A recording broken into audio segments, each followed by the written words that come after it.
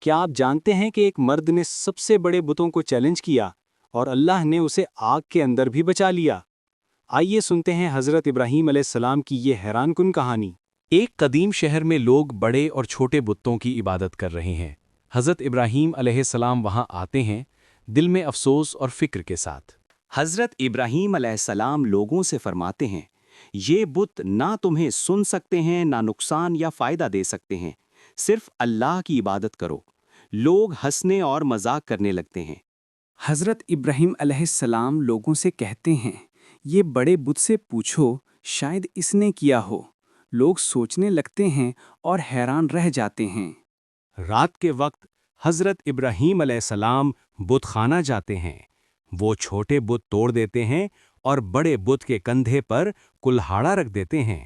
صبح لوگ دیکھتے ہیں کہ سب بت ٹوٹے ہوئے ہیں۔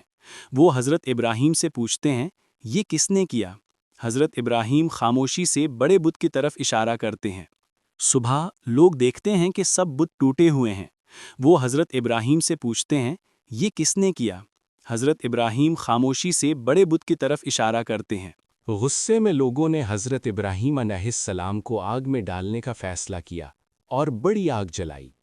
حضرت ابراہیم علیہ السلام کو آگ میں پھینکا جاتا ہے، مگر اللہ کے حکم سے آگ ٹھنڈی ہو جاتی ہے اور وہ بالکل محفوظ رہتے ہیں۔ حضرت ابراہیم علیہ السلام آگ سے بچ جاتے ہیں اور لوگ دیکھتے ہیں کہ اللہ کی مدد ہمیشہ سچائی کے ساتھ ہے۔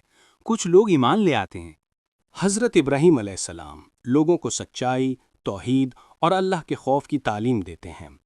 شہر میں دھیرے دھیرے لوگ اللہ کی عبادت کرنے لگتے ہیں۔